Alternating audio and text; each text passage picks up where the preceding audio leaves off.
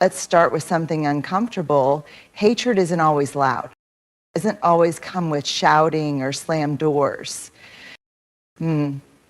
Sometimes hate rise dressed in silence, sarcasm, or strategic absence.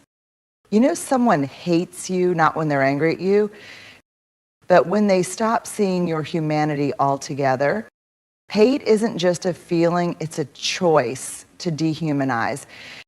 When someone consistently ignores your boundaries, brushes off your words, or pretends your needs are too much, they're not just tired or busy. They're saying, you don't matter enough to consider.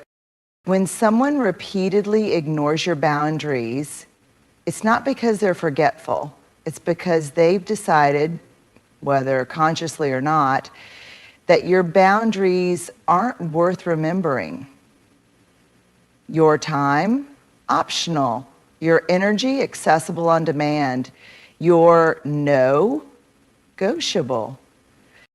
This isn't just disrespect. This is a slow, steady form of emotional erosion.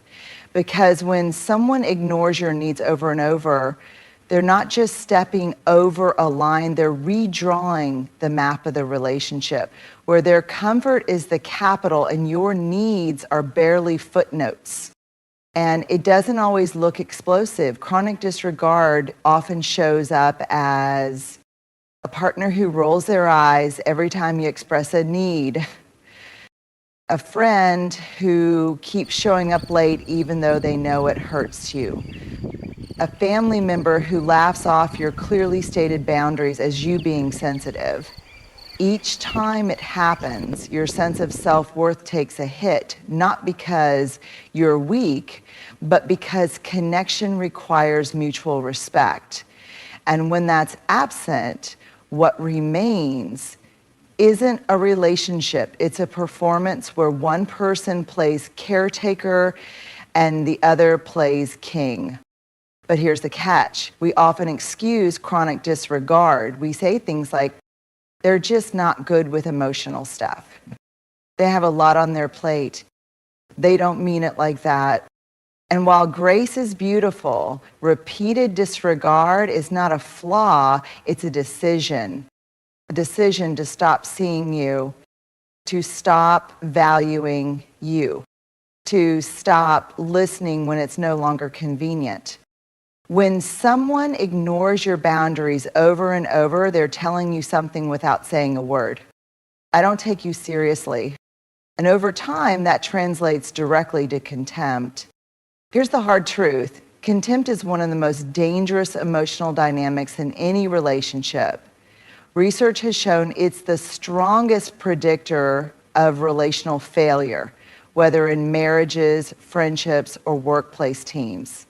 Because contempt doesn't just reject behavior, it devalues identity. It says, you're not just wrong, you're ridiculous. You're not just mistaken, you're beneath me. Your voice doesn't matter here. So when disregard becomes chronic, we must ask ourselves, is this forgetfulness or is this someone refusing to treat me like I matter? Because love without respect isn't love. It's control. It's convenience. It's performance. And you, as you are, in your full humanity, deserve more than being tolerated. You deserve to be treated like your feelings aren't interruptions, but invitations to deeper connection. So don't confuse chronic disregard with a personality quirk. Call it what it is, the early warning sign of contempt. And contempt, left unchecked, doesn't stay silent. It becomes resentment. It becomes manipulation. It becomes hate that wears the mask of apathy. When we talk about betrayal, most people think of the big stuff. Lies, affairs, abandonment. But one of the most gut-wrenching betrayals doesn't make noise. It doesn't leave bruises or spark shouting matches. It happens quietly. Ultimately, it happens when someone uses your own vulnerability against you. Let's slow this down. At some point, you took a risk. You let your guard down. You said, here, this is me, unfiltered. This is the part I usually hide. You shared a fear, a trauma, a secret, maybe something tender you had never said out loud before, and they nodded. Maybe even thanked you for trusting them. You believed in that moment that the space between you had grown stronger, deeper, that you were safer than you had been the moment before. But then later, days, weeks, maybe months, they turned your words into weapons. Maybe a subtle, sarcastic jab, a joke at your expense, harmless remark about that very thing you told them in confidence, now twisted in front of others. Or maybe it was direct. They used your past to silence you, your insecurities to win an argument, your pain to make themselves feel powerful. And just like that, your courage became their leverage. Let's be really clear here. This is not just unkind behavior. It is deep betrayal. Because weaponized vulnerability says this: I see your softest part, and I've decided it's useful to me. I'm not protecting it, I'm exploiting it. That is hatred dressed up as closeness. That is violence with a velvet glove. What makes this betrayal so painful isn't just the breach of trust, it's that it rewrites the past. It makes you question if you were ever safe at all. If that moment of intimacy was real or a setup. And it makes you wonder if opening up was a mistake, not a strength. That's the real wound. Because when someone takes your vulnerability and turns it into ammunition, they're not just hurting you in the moment, they're sending them. You can never be soft here again. This is how people build walls, not because they want to be cold, but because at some point they learned that warmth was a liability. And here's the sad part. People who do this often blame you for reacting. They'll say things like, you're overreacting. It's just a joke. I didn't think you'd take it so seriously. You're too sensitive. But those words are not explanations. They are gaslight-soaked bandages for wounds they inflicted. And you do not have to accept them. People who love you, even in conflict, do not use your wounds as weapons. They fight fair. They stay grounded. They never forget that the person they're angry at is also the person they love. So when someone turns your vulnerability against you, it's not just a red flag. It's a line in the sand. You don't owe them another confession. You don't owe them another chance to understand how deeply they cut. You owe yourself safety. You owe yourself boundaries. You owe yourself the kind of love that holds your secrets with reverence, not with a grip tight enough to throw them back at you. Because being vulnerable is one of the most courageous things a human can do. And anyone who uses that courage against you doesn't deserve access to it again. There's a special kind of heartbreak that comes not when someone mocks your pain, but when they ruin your joy. You know the feeling. You share good news, something that lit you up, something you've been quietly working toward or praying for, and the response is cold, dismissive, jealous, critical, or worse, strategically cruel. You walk into a room lit up with something you're proud of, only to have someone pull the plug. That's not a coincidence, that's sabotage. Here's the truth we often don't talk about. Not everyone is happy when you're happy. Not everyone claps when you win. Not everyone can handle your light, especially when they haven't faced their own darkness. and that sabotage, it's rarely loud. It doesn't come with open anger. It comes in sideways like this. They undercut your excitement with a harmless comparison. Oh, that's cool, but did you hear what so-and-so did? They laugh at your dreams. Wow, you really think that'll work?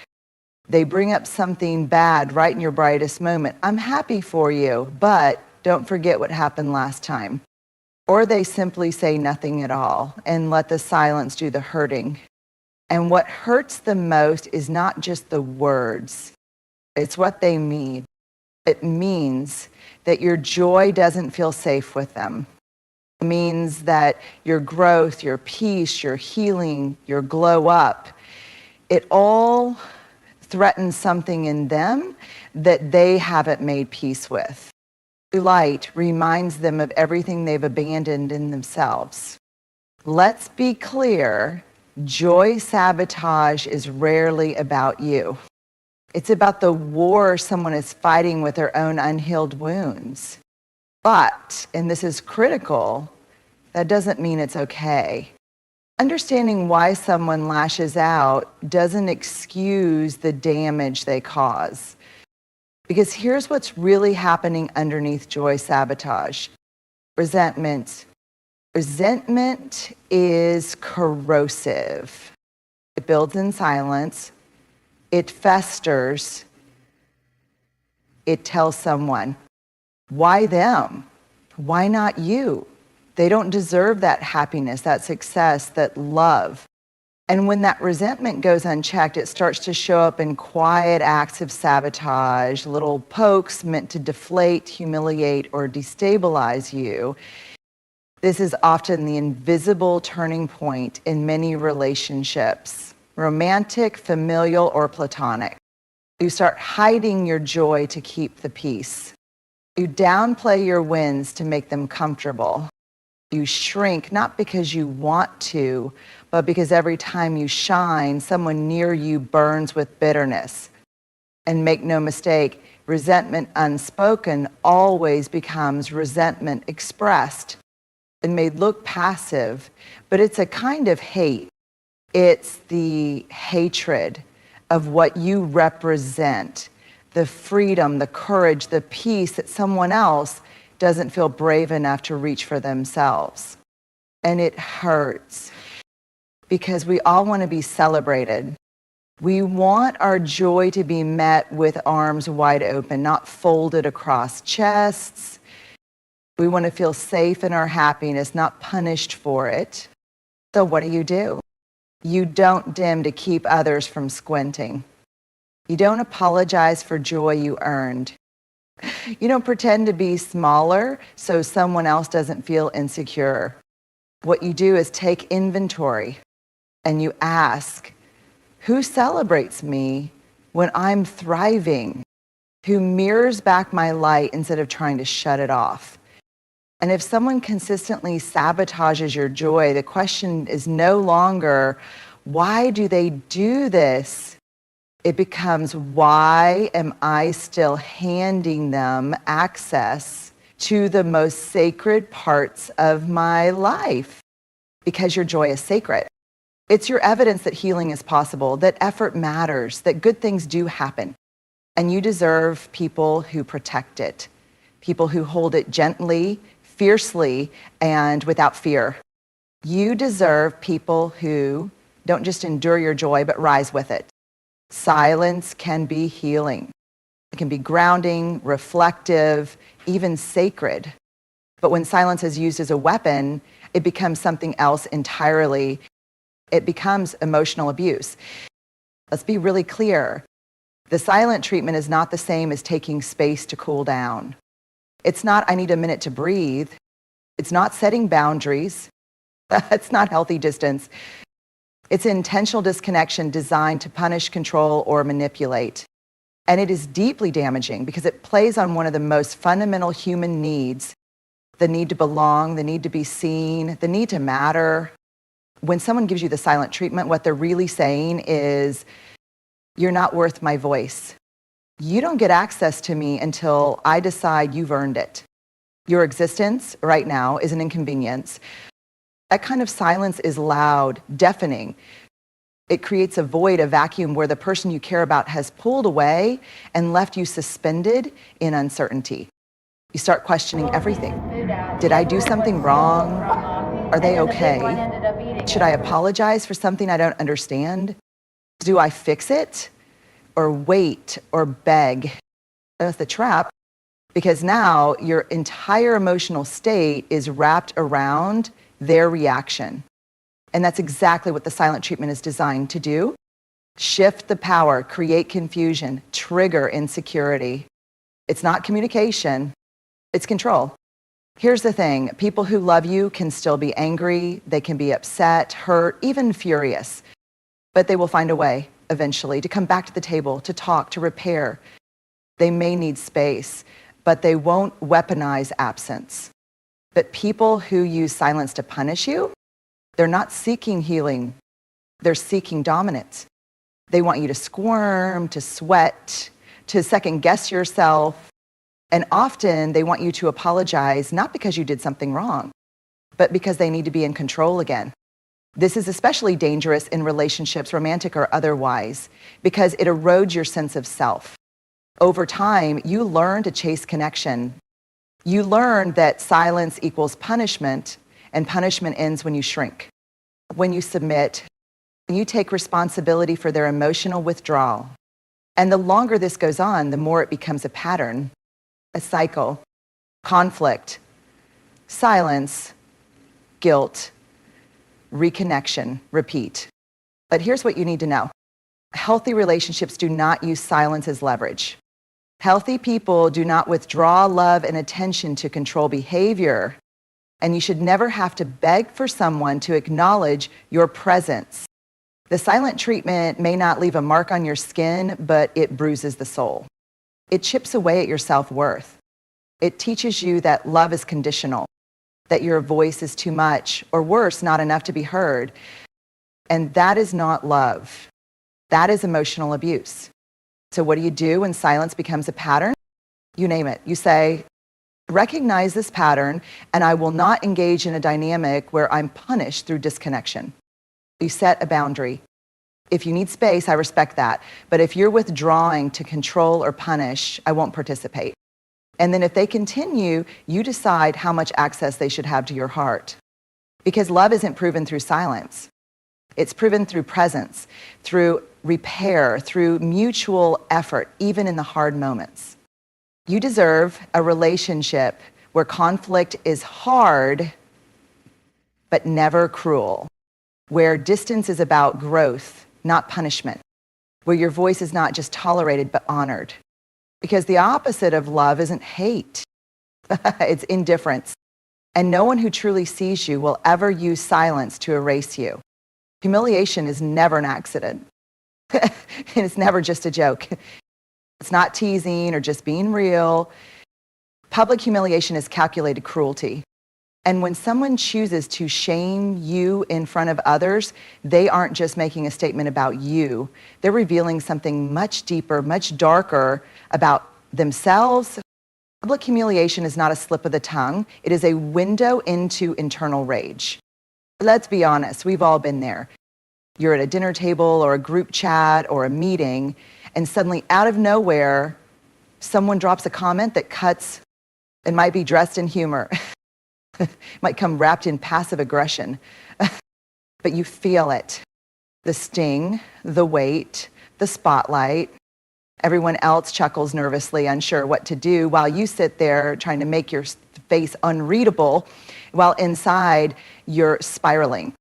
And later, when you bring it up, you're met with one of the most manipulative lines in the book. You're too sensitive. It was just a joke. Don't make it a big deal. But here's the thing, it is a big deal. Because when someone publicly embarrasses you, especially someone who's close to you, it's never about humor. So it's about dominance. It's about sending a message. Public humiliation says, I know something private about you and I'm willing to expose it. I want people to see you smaller.